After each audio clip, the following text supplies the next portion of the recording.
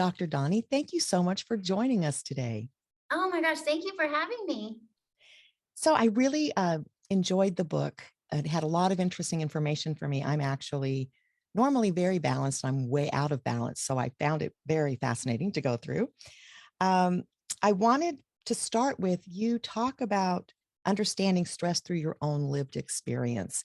And so I'm wondering if you can start with sharing a little bit about your challenges with migraines and how that kind of led to where you are today.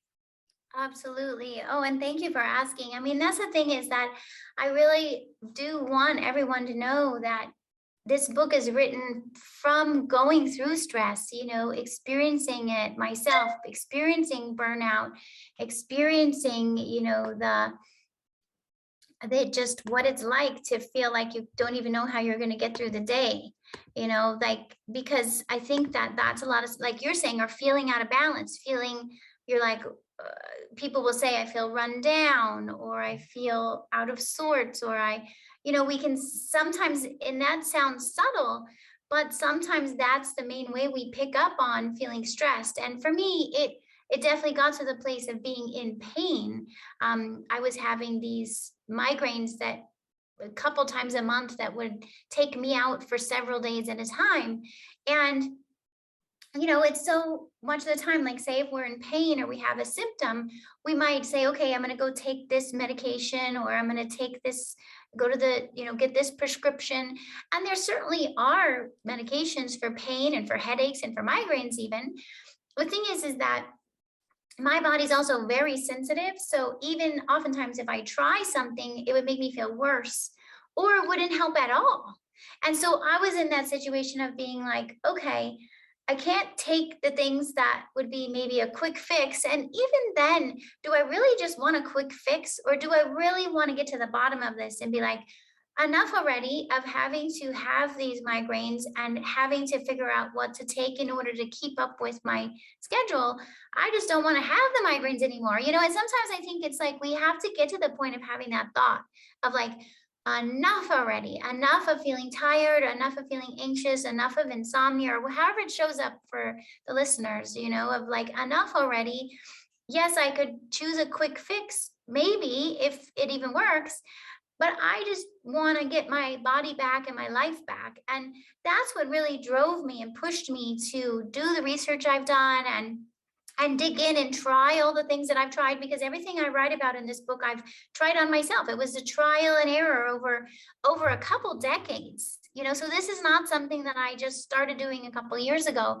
This is like a couple decades of me being in practice as a naturopathic doctor, being a mom, and figuring out, how do I stay well? How do I stay feeling good so that I can do the things I enjoy? And so, yeah, I mean, I went through burnout multiple times in order to be like, okay. And each time I would figure, well, what worked and what didn't work? And how do I fine tune it for next time? And so I'm excited to be here talking about it, to say, here's, now I don't get migraines. Now I might pick up on symptoms of stress much earlier in my system and know, what can I do to prevent it from getting to that point? Yeah, and that's the goal for sure. Um, and I can relate a lot to what you're talking about. It is challenging, and I think a lot of people feel extra challenged in that allopathic or Western medicine just doesn't always recognize all the nuances and differences between each of us individually. I too do not do well with prescription medication, which leaves us with fewer solutions, right? So you kind of have to go deeper. Yes. Um, I have to tell you, Bruce Lipton's book, like almost 20 years ago, The Biology of Belief, actually changed my life, because that's when I was first introduced to epigenetics. And so I was really glad to have a little refresher from your book. And I also really appreciate the focus on the importance of understanding how our brain functions related to the hormones that are released and the processes that happen that absolutely impact mind and body. So I am wondering first if you can explain to our listeners what epigenetics is and how it works related to stress. Oh, thank you so much for asking this. It's like, because when I'm writing the book and I'm choosing what I want to be, what I feel is important to be in there, and just hoping it's going to resonate for others, like to just hear like you saying this really resonates with me, and it's something that already you're aware of and integrating in over the past couple decades. And his book absolutely, oh my gosh, I just love all of that, because it, to me, it's to say we're not stuck, we're not broken, and we're not stuck with our genetics. Like, right, like back in time, it was the belief that most of our health was determined by our genes. And that's why they even did the whole human genome project, because it was this idea that if we knew every gene, we could fix ourselves by fixing that gene. But you know what actually turned out from the human genome project was they're like, actually, the genes have much less to do with our health than we thought. And I mean, they're still important, which is why I integrate that in the part that's important we want to address. But what we realize is that actually much more of our health is determined by our environmental exposures. And this is what I refer to as our stress. So it's our stress exposures, from psycho-emotional stress to physical stress like injuries and infections, to toxic stresses, toxins we're exposed to, even dietary stresses and lifestyle stresses. This is what affects our genetic expression. And so it's like, okay, wow, it's this dilemma, nature versus nurture. And we're a combination of both. We're affected by nurture and nature, which is the genetic piece, but it's much less of the genetics than we thought. And to me, this is the whole point of this book, is to say we can do something about it. No matter what our genetics, and even no matter what our stress exposure, we have so much power in our hands to shift the future of our health just by knowing that. And so to me, that's so inspiring, right? Like epigenetics, it puts the power back in our hands to be able to influence our health now and into the future. Yeah, I totally agree. And I've certainly used it over the years for various things. But I also lately have really been looking at the effect of mindfulness on the expression of genes, because again, we have the ability to do something about whatever is ailing us, but it's just really understanding it. And so I thought your book did a beautiful job of really outlining the science behind all of this. And I'm endlessly fascinated with the brain. So, Yeah. okay. So, and this is the area that I was already thinking about looking into before we connected, which is the adrenal system. And Yes. so could you describe it as adrenal distress when we're having sort of this, again, it's not just in the mind, it's not just in the body, it's in the system, but the the importance of the various parts of our mind and body that what's the word for it? Not dictate, that sounds terrible, but that implement whatever's going to happen based on the events that are occurring. Yes. Talk about the adrenal distress, because I think that is an important piece that gets overlooked, especially when you just go to a like an allopathic doctor. They're kind of not maybe up to date on that. So if you could help describe Absolutely. that. No, it's such an important point, because, people will think, okay, if we think of our health, we think of going to the doctor's office. And of course, we have our insurance. So it's like, okay, I'm going to go do, and we should get the health care that's covered by insurance. But it's important to know. And of course, I have so much respect for medical practitioners. We need them. In fact, my father recently suffered a stroke, so I'm also here helping with his rehabilitation. And I'm so grateful for, of course, the medical system that's helping him recover, and to see how we're able to do it side by side. Talk about the brain and how fascinating it is to observe the brain healing, from a stroke as this perfect example. And and so it's important to know, like, yes, get your standard blood work done and your screening exams. Those have a purpose, and they're probably not going to tell you anything about your adrenal glands. And so the adrenal glands, think of it as this is our main stress response system. And that's, as humans, we have a built-in stress response system. Just to clarify, like we're not trying to eliminate all stress, even though, as we just talked about, our health is completely determined by our stress exposure. I want to clarify that the goal is not to get to zero stress, because first of all, it would be impossible to get to zero stress. And so we would just end up stressing ourselves out trying to do it. And we want certain stresses. We want to be, doing things that bring us joy and that we feel inspired about, and connecting with other humans and traveling. And so we're going to have stress. It's not about having zero stress. It's about, we know that our stress affects our health. So now what can we do to help our bodies recover and thrive and stay healthy, even though we're under stress? And this is exactly, to me, why focusing on the adrenal glands is so important, because that's what we're depending on to help us deal with stress, right? Like, if we aren't paying attention to our adrenal glands, they're just struggling to help us keep up with stress. And at a certain point, they're not going to be able to keep up as well. It's just fact, being human, it's not going to keep up. And so how do we know if our adrenal glands are not keeping up well enough? Well, we can look at cortisol levels. Cortisol is our main stress hormone, and adrenaline levels. Adrenaline's another stress neurotransmitter, I would consider it, or catecholamine. And so we can measure those, but they're not usually measured in the regular doctor's visit, and they're not done on your, I hope in the future, by the way, Teresa, I hope it would bring me so much joy if this testing does become part of standard care. I think everyone should have these things tested at least once a year, because that, to me, is such a determinant of health. And to me, it's the ultimate stress test. We need to know, how is stress affecting us?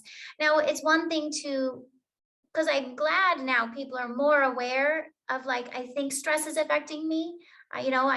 But then if we don't know specifically how stress is affecting you, we can't be very strategic about our treatment, right? We can be general, like even mindfulness, right? Such a beautiful practice. And I've done all trainings in mindfulness. I use mindfulness every day, all the time, and I teach it to my patients and in my programs. It's such a powerful tool, and it's good for everyone. Research shows that. So there's some things we can do generally to help with stress for everyone.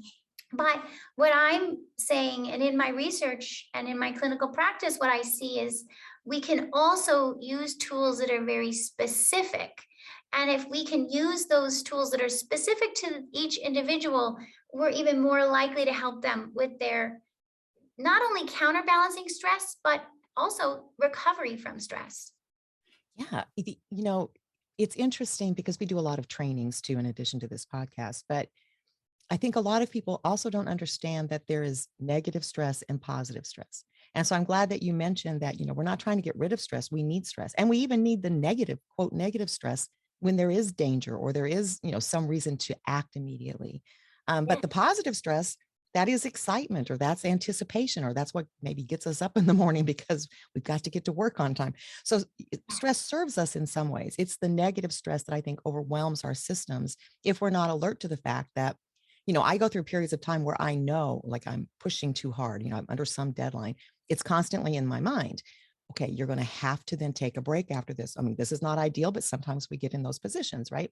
Yes. But if we're in tune with how we're feeling, it's not so easy, like you said, to get down to the specifics, what exactly is happening. But we can at least know generally, okay, my body is telling me, and that's really what it is. It's your body saying, hey, you need to pay attention to this before it gets worse. So I think of it like an early warning system, and I pay attention most of the time. But I do think it's important. And again, it's like the brain. I think a lot of people don't realize what the adrenal glands do. And so it's just kind of getting a better understanding of our brains and bodies and how they operate together. Well, So and it's I fantastic. can describe it a little bit more. It's our brain is, I think of it like we have a stress radar system in our brain. It's going to be picking up on everything from change in light, change in sound, change in color. It's perceiving, even when our eyes are closed, amazingly, we're picking up on everything around us as a stress radar system. And as soon as our brain picks up on something that it considers a stress, it's going to send signals out through the rest of our body. And of course, like you said, it's a protection mechanism. Right. And also it's, I mean, so we recognize, like, that's the only way we're surviving here on planet Earth is because we have a really good stress response system. So we want to be grateful for it. And at the same time, I think if the more we can understand it, then we can know how to work with it, because our stress response system can kind of take over, and it can feel like we're at its whim, like it's making the decisions all day long, and we're just being dragged along behind, and we're like, wait a minute, slow down, stress response system, I need a breath to catch up here, because it literally can be that powerful of a stress response system. We have our flight or flight. Fight or flight is the sympathetic nervous system that triggers adrenaline response immediately. Heart racing, sweating, mind racing is going to pull us out of danger immediately, and it's important. But what happens is if we're under constant stress, it's like I think about it like it gets stuck. It's almost like it's almost if there was a conversation going on inside of our nervous system, it would say, well, she keeps on getting triggered by stress every 5 minutes. So instead of turning it off, let's just leave it on. Let's just leave the stress response system going, because why turn it off if she's going to get triggered again? And so it just ends up, we're in this, some people will say to me, I feel like I'm in a fight or flight response and there's no stress happening at the moment. And it's literally that the sympathetic nervous system and the vagus nerve are in a complete stress response. And the same thing then, what happens is the brain signals to the adrenal glands, and the adrenal glands make cortisol and also adrenaline and much more, DHEA and more hormones. And so now we have this cortisol response signaling. And what should happen is when the stress goes away, then every turn things shuts. But the cortisol doesn't go to zero. We actually need a healthy amount of cortisol and adrenaline to just do our day-to-day activities. In fact, cortisol should be a little higher in the morning to wake us up, get us started through the day, and gradually decreases through the day so it's lowest in the evening, and so we can go to bed. So that would be the optimal cortisol. So I also like to clarify, we're not trying to have zero cortisol and zero adrenaline. We want optimal levels. And I think that's sometimes a hard concept to grasp. As humans, we're used to picking black and white, like yes or no. And when it comes to optimizing and mastering, that's why I named the book Master Your Stress, because it's how do we master optimal? How do we find that optimal cortisol and adrenaline for this time of day, and for whether I'm having a stress response, and then being able to come back out of that stress response. And so this also points at, when you do testing that's not from your conventional doctor, but you can do cortisol testing, we want to do it not just at one time a day. Like yes, you could get your blood drawn. A classic would be a fasting morning cortisol level. Yes, you can do that. But then you don't know what your cortisol is in the afternoon or the evening or the bedtime. So we're only getting one little piece of the puzzle. And then most times doctors will say, well, it looks okay because it's really easy to be in the normal range. It's a big wide range. Because really, say an endocrinologist is looking to see if your adrenal glands have completely stopped working, right? Did they completely go to zero, or are they way over the top? Okay, but most of us are not in those zones. Most of us are in the middle zone that's just not optimal, right? So maybe your cortisol levels are a little lower than optimal or a little higher than optimal. And what I've seen, and this is me measuring humans' cortisol and adrenaline levels for 20 years, thousands of them. So I'm looking at thousands of results, and my brain likes to look for patterns. I mean, I think the human brain looks for patterns in general, but I'm like, what are the patterns here? Because we're not all the same. This is the other important point. Even though we're all human and we all have a stress response system, our stress response systems are not exactly going to have the same response, because we have our unique genetics and we have our unique genetic expression based on our life experience. So it's not going to be the same for everyone. So if I measure, and so what I do is I want to measure cortisol morning, midday, evening, and bedtime. And let's say I compare 100 of those. Now we might be like, okay, so most people, when they know they're stressed, they think, I probably have high cortisol. I'm thinking, listeners, if you were to guess, do you think you might have high cortisol? A lot of people say, I think it's high. Actually, when I look at all these 100 results, it's not high percentage high cortisol. It's actually split between some people have low cortisol most of the day or part of the day. Other people do have high cortisol, maybe part of the day, or they might have a combination. Maybe it's too low in the morning and too high at night. So I'm looking for these patterns. Then, so that's one piece of the puzzle. Then I'm like, well, we need to know the adrenaline levels too, because that's also involved in a stress response. And we can measure it in a urine sample collected at home. And there's labs that will measure it. And there's a ton of research on it that show that it's an accurate measure. So we go, okay, let's measure adrenaline levels. Well, some people have high adrenaline levels and some people have low adrenaline levels. Now this, just to be clear, this is not just measuring cortisol and adrenaline after an acute stress. What we're measuring is, what are your cortisol and adrenaline level? What is kind of the set point after whatever stress you've been exposed to? Where did it land? Is it kind of on a day-to-day basis? Is it in the optimal range, or is it a little too low or a little too high? And in the book, this is what I refer to as the stress types. So I found there were 5 main common patterns of cortisol and adrenaline.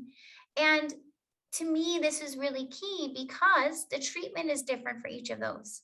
So if we don't know, it would be like if someone just started treating a person for high blood pressure when the person really has low blood pressure. It would be the completely wrong treatment, right? It would be, you're lowering a blood pressure that's already too low. We wouldn't want to do that. Now the person's going to feel worse.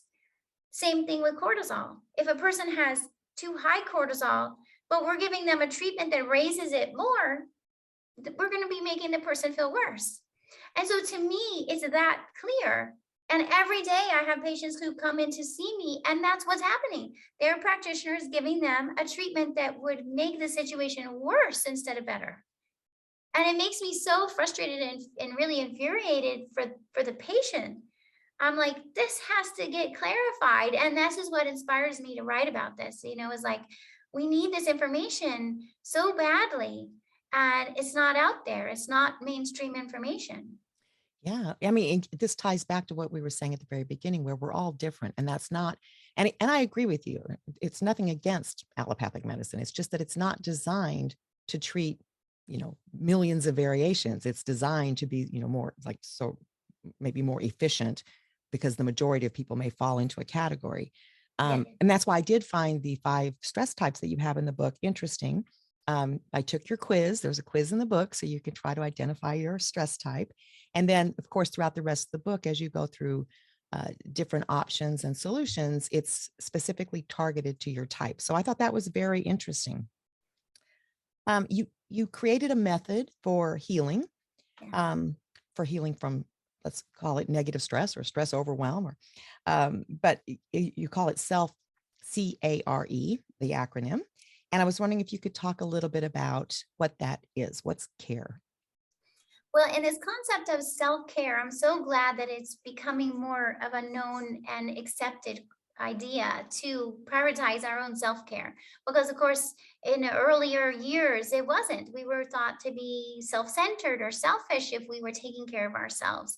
But in reality, we need to be taking care of ourselves in order to be able to be well enough to take care of others. And so this concept, first of all, is how do we learn to prioritize ourselves in our day-to-day choices we're making and our schedule and our routine.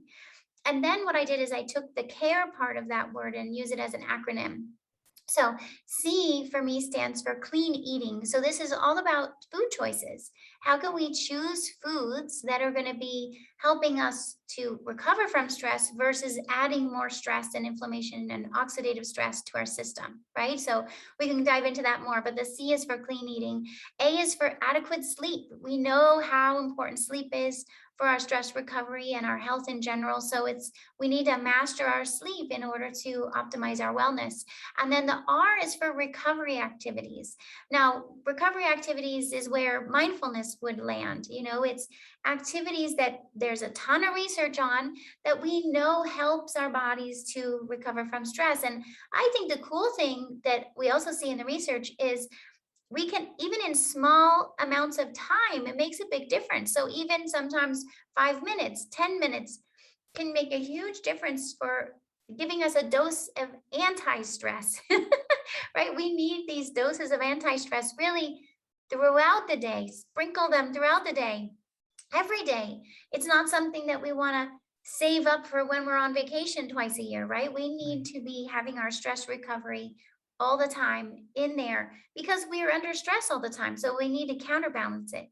And the E is for exercise. Again, research over and over shows that exercise is one of our best stress tools. But I also like to emphasize that it's a good example that it's also possible to overdo something that's good for us. Because if we overdo the exercise, it actually becomes a stress and can raise cortisol levels. And so we want to be mindful that it's with all of self-care, or this care acronym and care method, is to know that it's important to use it based on your stress type, but also to use it in a way that it acknowledges this concept of hormesis. Maybe you've talked about hormesis. Hormesis is just a scientific fact that when we implement change, or what we might consider a stress on our human system, that if there's a certain amount of a stress is going to be beneficial because it's creating a positive change. So with exercise, we know if we do a small amount of exercise, we lift some weights, we're going to ask those muscles to grow.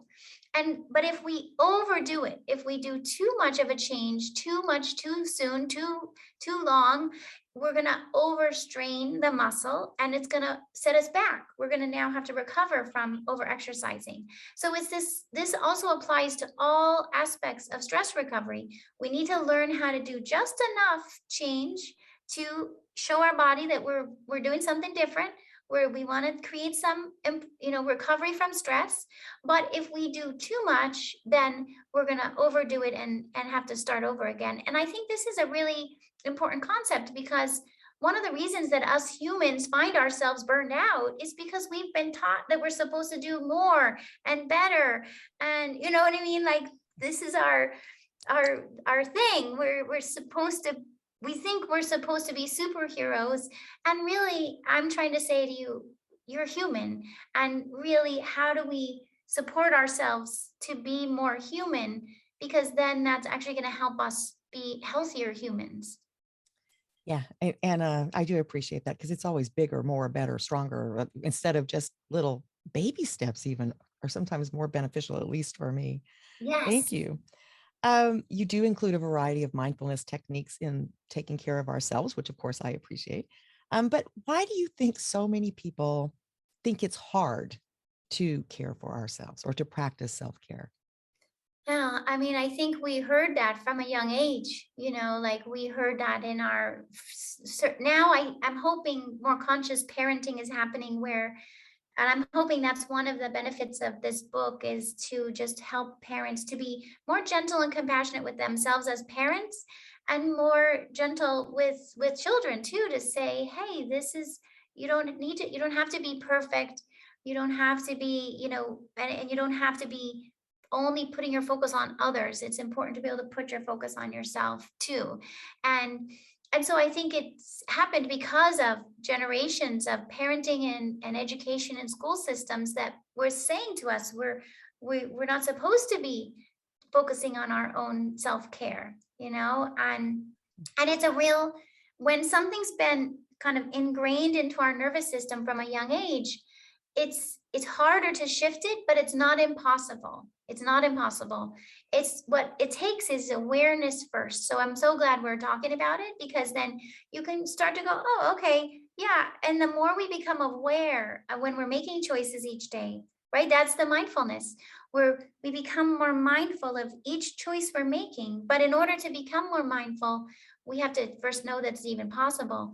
And to have that time in our schedule to be, and the time for reflection. Maybe that's what happens when you're using meditation or mindfulness, or maybe in journaling or spending time in nature, where you actually have that self-reflection time to say, what am I really choosing?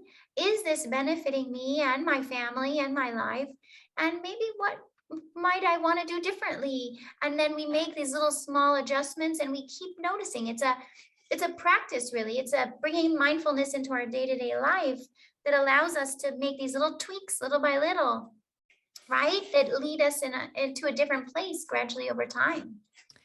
Yeah, I completely agree with that. And I think it's important what you said about sprinkling it throughout the day, because that's the other side of the coin. First, people are uncomfortable focusing on themselves, but I see every day and hear people saying, I don't have time for it. And it's, first of all, that's not good for you. First, but most importantly, it's not just about like taking a week off or going to the spa. It's really about, whether it's stress, whether it's mindfulness, your health is not about that. It's about being aware and adjusting as you go. So it doesn't have to be this big block of time. It's more a mindset of, oh, is this the best choice I can make for myself in this moment? Or as the stress rises, do I need to pause and reflect or deep breathe or do something to lower whatever's going on with all of the different hormones in my body, so that I'm back in that neutral zone, maybe, because you can feel it coming if you're paying attention. So I completely agree with that. And it's so critical. And I think today, with all the stress everyone's been under, and with all of the environmental challenges we have between toxins and our food and all the, the chemicals and like everything else going on, we need to take proactive action for ourselves, to protect ourselves. So thank Yes, you for it's so that. true. And it just, like, a lot of times people will, when you're in the moment of stress, believe me, I've been there too. I mean, I've been in moments of stress where I'm like, oh my gosh, how could I possibly fit some self-care time? Even sometimes it can even feel impossible to take a deep breath in the moment. And so I get it. Like, it's so annoying when someone's like, oh, just take a breath. And I'm like, you have no idea. I can't take a breath. And so I get it. And so it's like, how had to sit with that myself and say, how do I navigate this for myself, and how do I teach others to navigate this? And so in that exact moment, you might have to just get through it, and then you start to get more awareness around it, right? And it's like, sometimes I think it's like stress or even anxiety, it can feel like it's taken over us. And so we have no separation between me and the anxiety or the stress. It's like completely one. And when that's the case, it's really hard to imagine where to even begin, because it feels completely, you're in one with it. But what happens with mindfulness is we start to be able to, and so you start from a calm state. Like, don't try to do this when you're in the midst of a moment. Be like, okay, let me find a moment in the morning, nobody else needs me right now, or late at night, whenever it is, or in your car or in the bathroom or wherever you can find some private space for your brain. Sometimes I'm like, I just need to give my brain a break, and we can sit with it and we can go, okay, let me see if I can separate these a little bit, even an inch. You go, let me see the stress or see the anxiety or whatever you call it for you. And let me see myself over here. And I can see that they can have a little space between them. Like, it's like we create a space. So then we can see, oh, this is me. Like, I think we actually have to realign with, who am I, the human in this, living in this body that's having this experience? Who am I? And this is the stress, and it's separate from me. Like, then we can go, okay, now I can see that they're separate, and I can think about, how do I want to choose in the moment? How can I take some breaths now and say to our brain, right? Like, hey brain, I see and I recognize this worry or this stress, but do I actually have to do something about it right now? Can I just write it down on a piece of paper or set it aside and just take a minute for myself to realign with myself and let my stress response system calm? Because ultimately our stress response system, we have the power to turn it down, to turn the dimmer switch, so to speak, to take a couple deep breaths and say to the vagus nerve, turn on the parasympathetic anti-stress system. Okay, now let me see, how do I want to what do I want to choose in this moment? And this is such an important skill. I'm sure you talk about all the time, mindfulness. It's like, how do we, once we can separate ourselves from the stress and we start to realize we don't have to identify it with it in the moment, and that we can actually choose what we want to do, then we can get into this much more proactive. But importantly, what we're doing is we are activating our self-compassion and our self-love. Now we're being accepting of ourselves instead of, because otherwise it feels like we're at odds with our own selves, which is extremely stressful, right? Like here we are living in this human body and we're at odds with ourselves. Hey, if I can become in alignment and in compassion and support of myself, then I can choose way differently than from that place. Yeah. Yeah. I think it was maybe, I don't know. I've lost track of time since the pandemic, but Right. within the last couple of years, I actually even started changing my scheduling so that there's Yeah. no back to back allowed. So Yeah. it is about that recovery. Even if I don't feel like I need it, I leave at least a small gap in between. And my days are jam packed and sometimes they're long, but that little, I whether love it. it's 15 minutes or 30 minutes, but before the next thing hits, gives me that time. Again, it doesn't have to be formal, but it's just where your brain's not on overload all day long. It gets a minute to take a breath, get up, walk around for 5 minutes, and it makes a huge difference, just something that small. And that's why I think in the last chapter of the book, it's all about how do you integrate self-care into your routine, really helping you to, I love that you are creating these breaks. About a month ago, I was talking to one of my patients. He's you know, runs his own business in Manhattan, a million things on his list to do. And I said to him, we need to create some breaks in your schedule, 15 minutes where you get to do nothing. And today when I talked to him, I was so happy. He said he bought himself a Fitbit, and his Fitbit buzzes him like every 15 minutes and reminds him to stand up and take a break.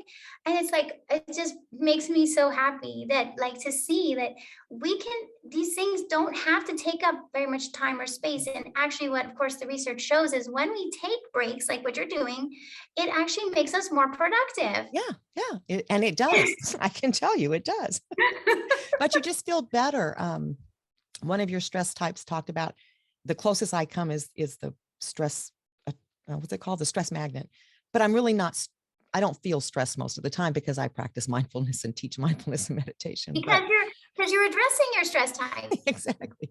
But the one thing that I do know is different is I do start strong. I'm one of those jump out of bed, I'm ready to go. And I used to have a problem in the afternoons with the drop off, like 2 o'clock, I'd be drowsy or whatever. And I'm not anymore. And I think it's because of those little short breaks. So Yes. I get these little resets. And so I feel the same usually at the end of the day as I do at the beginning. Maybe not quite as energetic, but still plenty energetic. So Yay, I mean, thank you for sharing that, because that's the thing is I want people to know, knowing your stress type is not to be stuck with that identity. I want you to use it so that you can empower yourself to get to what you're describing, where you acknowledge your stress pattern and you are giving your body what it needs to then counterbalance it, to stay healthy and to do what you love. yeah, and that is it's all about, again, I think optimizing is the word you used. I think that that's the perfect word. We can't control so much of life, but we can optimize what we need, what's going to serve us best in whatever circumstance we're in. So I think that's great. Mhm. I use the analogy in my trainings that food is fuel for the body, and point out that they would never, ever, ever, under any circumstances, put sugar in their gas tank of the car, which sort of indicates that we treat cars better than we treat ourselves. And so I'm Do a lot of wondering, times. and I know that you are a nutritionist as well. And I was wondering, can you explain why what we eat is so critical? It is. I mean, and sugar is a perfect example. I mean, and this is the thing is it's so common, and a lot of times we just think, oh, what's a big deal? A little bit of sugar. I mean, and I have a little bit of sugar here and there for sure, but I want to choose it on purpose. If I'm going to have a little sugar, I want to be like, okay, I know the sugar's in there and it's worth it for this moment, and I know I'm going to need to help my body recover if I have it. And because the thing is, we know that sugar, it disrupts our blood sugar levels. First of all, it's going to require an insulin response in order to get that sugar into our cells. That's just how our bodies work. I mean, if we swallow sugar, it's going to trigger insulin, and the insulin's going to work hard to get that sugar into our cells. And if we've eaten so much sugar or other forms of carbohydrates that our insulin is overwhelmed by it, now our liver has to decide what to do. The liver's like, what am I going to do with this extra glucose? Well, it essentially has three options. It can turn it into fat that it either puts into cholesterol to circulate around your blood vessels, or it can put it into fat around your waist, or it could put it into fat in your liver. And you're like, I don't think I really want either of those three. So, but we have to kind of know that that's how our physiology works. Okay, if we consume more sugar than our insulin can handle in that moment, we're going to hit that decision mark, right? That's just going to happen for your liver. So to me, I go, okay, that's how by understanding the physiology, then I can say to myself, well, I don't want my liver to have to make that decision. I'm going to have to make the decision to not overconsume sugar and carbohydrates, so that I'm only, it's not that you're going to have zero carbs, but you want to have just enough carbs that your insulin can get it into your cells so we can burn it as energy. But we also know that if we overconsume sugar, it is highly inflammatory. Whenever our blood sugar levels are high, it's inflammation to the whole body. If it turns into fat storage, that's inflammatory as well. And we also know that the sugar is going to be dropping our immune function. So it makes us more susceptible to various kinds of infections. So it's like, to me, when I keep that in mind, that's why if I'm going to have sugar, I'm like, okay, am I really willing to lower my immunity and increase my inflammation before I swallow this sugar? And so that's why, to me, I'm like, hey, I'm going to look for, like, if I go to the grocery store, or even when I'm visiting my parents' house, before I even take some salad dressing from the refrigerator, I'm going to find out, is there sugar in this? Because it's hidden in things that you wouldn't even realize, right? Salad dressing, it's in even sometimes stuff that should be healthy, like even a healthy looking cracker might have sugar in it. So you really have to be so careful, right? It sneaks in all over the place. Definitely.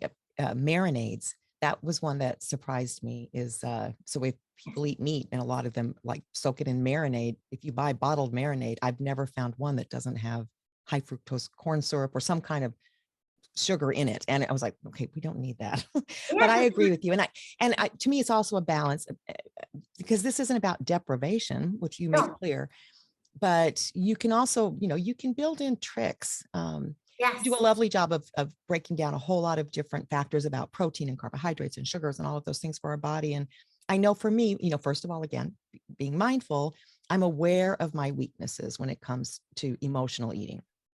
I'm not a big sweet eater, but every once in a while, for example, and I don't know where this came from, probably childhood, but I'll start craving, and I don't even know what they're called anymore, but it's like a donut with chocolate icing and the inside's full of like a vanilla-y creamy thing. So it's got the whole texture going, and I'll start, like just now made my mouth water. So I'll start thinking about it. And so what I do is, so my rule is, okay, it's a craving. That doesn't mean I have to respond to it, right? So it's a 3-day rule. If for 3 days straight, I keep thinking of it, then just buy the stupid thing, eat it, and then do what I have to do to recover. But what usually happens is it doesn't last that long. Like by putting in that time frame, that's giving me an option. So I'm not depriving myself. I'm saying, no, I just have to wait. And usually by then that whatever it was passes. And so something like that, if you just kind of identify, I don't drink soda at all, except I love Mexican Coke. So I don't keep any in the house. It means I have to sit here and think about it long enough to actually get in the car and drive to a store. You know what I mean? And so of course, then I don't end up doing that. So you can kind of put in different buffers to slow you down so you don't make that choice, but by being aware of, those things that might trigger you with food. Yeah, bringing mindfulness to your eating. It's so beautiful. And I just have a new blog out on this topic, this emotional eating or stress eating, because it's interesting. Like what happens is, so I just read this research on it when I was working on the blog, and it's like when we choose it's usually sweet or salty. So Yeah, mine's salt. your example was pretty sweet there, but there's also the salty ones, right? And what happens is it triggers a dopamine response in our brain, our nervous system. And dopamine is our pleasure neurotransmitter, so it's like we want some dopamine, of course. We want an optimal amount of dopamine, not too much, not too little. But if we go for this food that's going to trigger dopamine for us, what can happen is it sends like a reward signal to the brain. So now the brain is thinking that this, whatever we just ate that was a comfort food, is pleasurable. It's a reward for the nervous system. And so then we wanted more. That's where the craving comes in. It's like then we're going to want it again. We're going to want it because the brain actually thinks of that substance, that food, as something that it's desiring. And this is where we become addicted to certain foods. Really, it's like an addiction because the nervous system is so connected to the experience that happens when we eat it.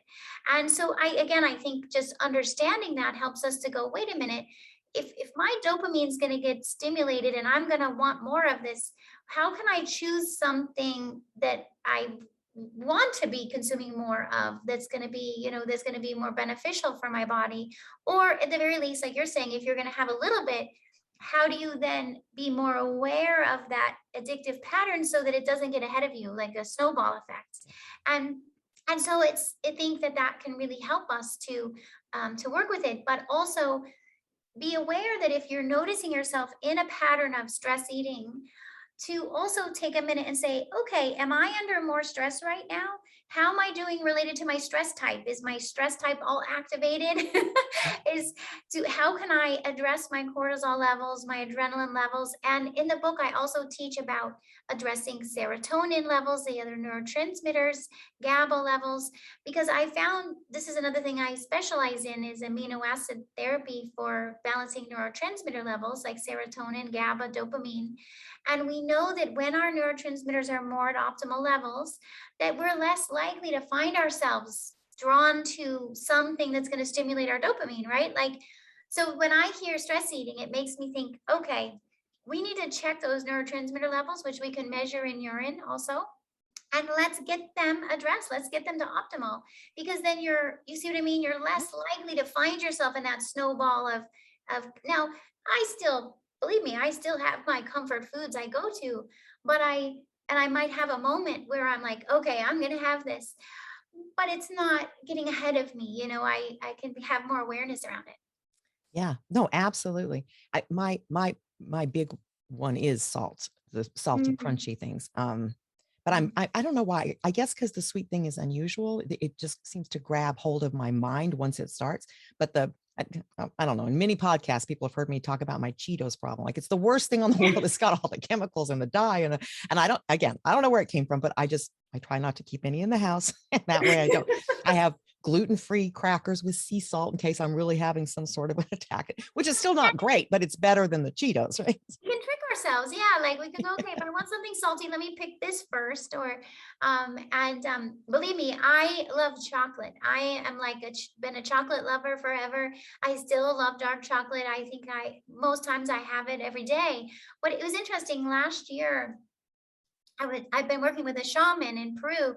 And when I work with a shaman, we oftentimes I'll take like maybe a couple weeks or a month of having no chocolate, also no caffeine and no salt and no sugar. Yeah. But the hardest one for me is the chocolate. And I at first thought I wasn't be able to do it. I'm like, there's no way I could go 10 days without chocolate. I can't even, I'm like, that's going to be an interesting experiment because I don't know what's going to happen. And I actually surprised myself and I was like, I did it. I can do 10 days without chocolate. And there's something empowering about it, actually, when you can say, hey, this is something I want to do. And let me come up with some different ways and solutions. I'm going to support myself through it.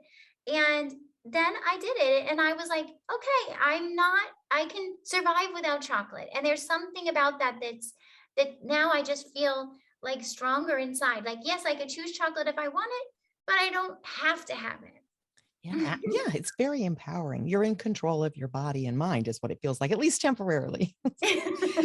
I can't believe how fast time has gone here. Let me just wrap this up a little bit. Yeah.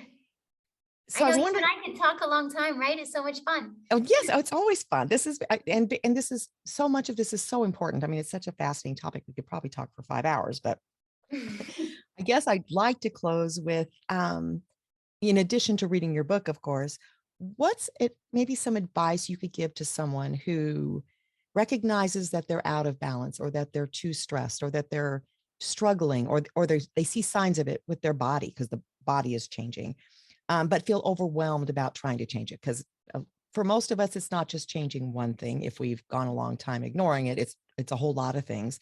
And I'm just wondering if you have any advice, like even like a baby step, something that's not overwhelming, but just to get you started on this path. Definitely. And I love just starting with the baby steps. I want to encourage people that it does work because sometimes you're like, is it even worth it to make a baby step? Yes, it's worth it. Even pick the smallest thing. In fact, I'd rather you pick something that feels doable because also the way our reward system works in our brain is if we pick something that actually is achievable and then we achieve it, we actually signal the dopamine reward system again. And so let's pick something like if you're like, okay, today I'm gonna take a 1 minute break, like, or I'm gonna take two deep breaths. Make it something that you're like, I can definitely do this. Because then you can build on it. You can go, okay, then tomorrow my goal is this, and next week my goal is this. And you start to build on it, and then you're learning along the way. So I definitely encourage you to be journaling. In fact, I just had these self-care notebooks made that people can find on my website that because my whole goal is for you to journal and track like what are you going to implement today, how did it go, be gentle with yourself. Maybe you're like, hey, actually today I didn't even do my little thing. Okay, now it's your chance to be gentle with yourself, forgive yourself, and to say what am I going to try the next day. So definitely it's these baby steps that actually are important, especially when you have been burned out. I had to learn this myself. When we're burned out, the way our body heals is through the small steps, not from overdoing it. And so you can definitely, I mean, to me, that's the best place to begin. And that's what I teach in my stress reset. I have a self-care stress reset that's available through my website. I'm happy to share it with your listeners. Great. And the self-care stress reset, this is what I teach you, how to implement these little small steps and how to work with yourself to start to gain momentum in your stress recovery process. Fantastic. Well, so in addition to the book, Mastering Your Stress, Reset Your Health, you also have a podcast, right? Mhm. So, Yes. It's how, called How Humans Heal. okay, great. And then where could people find more about you and your blog and your podcast and all of that good stuff? Where should they go? It's under my name. Donnie, by the way, is short for Donielle. And so it's spelled DONI. And so just go to drdoni.com. So DOCTORDONI.com. And you can find everything there. Also on social media at Dr. Donnie Wilson. I'm on Instagram and Facebook and Twitter and all of those good places. So yeah, I'd love to hear from everyone and have you jump into the self-care stress reset and just try it out for yourself. And definitely even the stress type quiz we now have on the website. Oh, great. So yeah, just start gently giving yourself this knowledge so that you can learn along the way and give yourself this support to heal. Wonderful. Well, again, thank you so much for sharing all of this today. You're welcome. Thank you for having me.